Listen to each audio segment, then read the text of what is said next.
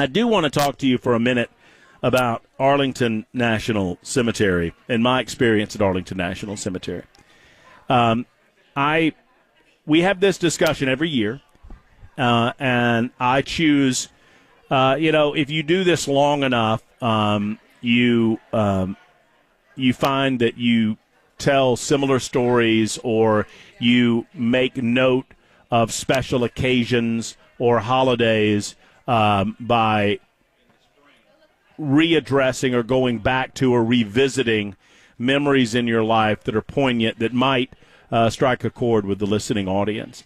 And over the years, in the aftermath of spending, I guess about 10 years in a row spending time at Arlington National Cemetery, I've come to these memories and I've come to these stories on Memorial Day fairly often. And I have told the story of the waiting girl in the past. And it's a story that I revisit on Memorial Day to illustrate the sacrifices that so many have made, not just of the men and the women that don the uniform and put themselves at risk for a greater purpose, but also the people that they are around and the people that are impacted when they are no longer with us. I have never written this story down. Many of you perhaps have heard it if you are longtime listeners of mine, either in Birmingham or in Nashville. So it changes every year because I just open up the conversation and tell you the story of my experience at Arlington National Cemetery. And every year I find that I tell it in a slightly different way. And so you kind of never hear the same story twice because I choose not to write it down, but just to relate it to you as the Spirit moves me year to year. If you've never been to Arlington National Cemetery, I would strongly encourage you to go. It is an absolutely gut-wrenchingly emotional place in a lot of different ways. Those emotions are not all negative. Obviously, there are many positive emotions to be taken from the amount of sacrifice that you see at Arlington National Cemetery. And for those of you that have been, maybe many of you have been more times than I, perhaps you've only been one or two times, then you will certainly relate to this. For those of you that have never been, I hope that anything that I might say here this afternoon might encourage you to go. Because it truly does exemplify in so many different ways the spirit of the United States of America. When you walk on the hallowed grounds of Arlington National Cemetery with over 4,000 crosses at that cemetery, 4,000 souls buried for eternity on that cemetery grounds, it is the first thing that I was struck by the first time that I stepped foot on those grounds is how beautiful it is, how incredibly gorgeous Arlington is. It is not merely the fact that they manicure the grounds, that they keep the grounds in a pristine fashion. It is the stately trees, some of which have been there for hundreds and hundreds of years. No matter where you are, if you're almost any place on the property, you can catch Robert E. Lee's ancestral home, the Arlington that the cemetery was named after. You can, at any moment, catch glimpses of children running about Arlington National Cemetery in tour groups. You can hear laughter. You can see the beauty of Washington, D.C. in the distance, the Potomac River, the Washington Monument, of course, the Lincoln Memorial, and the grandeur of the United States Capitol way off in the distance. You can tour the tomb of the unknown soldier. You can sit underneath those stately trees, and you can take in the sights and sounds and smells of the beauty of the state of Virginia.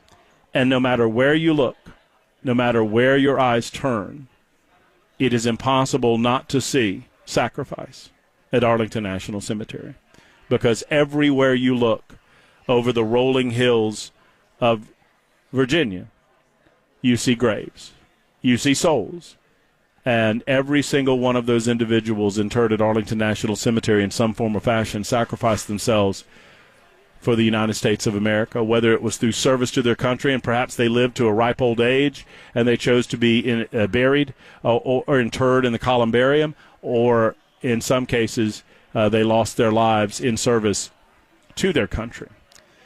I first visited Arlington in 2008.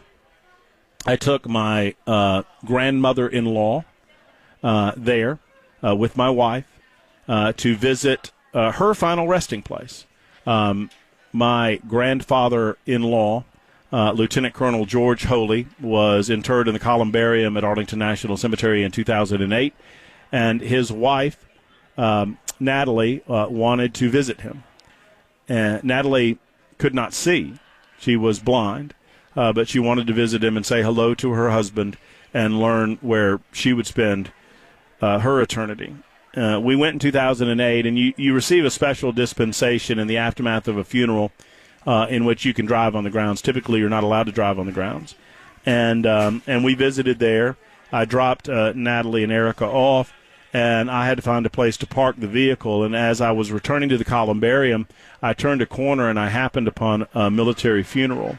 Obviously, I stopped. I did not want to interrupt the funeral, but I found myself at a point in the funeral where there were 7 guns offering a volley of 3, a 21-gun salute in honor of that individual that was being buried that day after service to his or her country. I don't know who that person was, but it was an incredibly poignant and emotional time. I stood there and listened as Taps was played as the sun slowly set to the west over the many, many graves of Arlington National Cemetery. In the years that followed, I went back almost on an annual basis. We had a yearly junket to Washington, D.C. through work, and I always made a trip, mostly through the metro, the Arlington line, the blue line, stops at Arlington. And one year I went at request of my wife to take photos. Natalie had passed away. It was 3 years later in 2011, and she had passed away, and my wife had not been able to get there to visit her grandmother, and so she asked that I go and take some photos of the new piece of marble that not only had Lieutenant Colonel George Holy's name on it, but also his wife Natalie's name on it. And as I was walking into the cemetery, it's a huge piece of property. It's a huge piece of ground. And as I was walking through the cemetery, way, way in the distance, these huge blocks are presented, and everything's symmetrical. The graves are symmetrical, and they're just huge pieces of property. Each block represents so many different soldiers, so many different graves, so many different life stories. And I'm way in the distance, and I see the columbarium even further still, and off in the distance, in the center of one of these blocks of graves, I see the waiting girl. And she's sitting in the middle of a row of graves, probably 20 or 30 graves deep. And she has before her spread a blanket. And as I'm walking toward her, I begin to notice some of the things that she has on the blanket. She has a little picnic basket on the blanket. And there is something I couldn't really see because she was fair enough in the distance that I couldn't get I couldn't get my eyes on it, but it looked like it might be a radio of some sort there. And she sat on the blanket, and she wasn't crying. She wasn't laughing. She wasn't smiling. She wasn't sad. She was waiting. She was just sitting there as if waiting for her special someone to come along to sit on the blanket with her to have a picnic in a field. It saddened me because I felt like she was of a certain age that I knew that she was the wife of someone that had fallen. I walked on to the columbarium and spent a little time there with George and Natalie, and before you know it, about an hour had passed, and I spent some time walking back, and I walked in a similar fashion, a similar direction, trying to make my way back to the entrance to Arlington National Cemetery. And about 2 hours had passed. And I walked back to the block of graves. And 2 hours later, I look up, and there's Waiting Girl, sitting on the same blanket, in the same position, with the same expression on her face. And it broke me. Because I realized that she was waiting for something that would never come. She was waiting to see her husband again. And she couldn't, because her husband had given the ultimate sacrifice to us. And everything in my being, I wanted to go and say thank you to her, and I wanted to thank her for her sacrifice in addition to her husband's sacrifice, but I never would have done that because I did not want to disturb her. I think of her often, and I wonder where she is.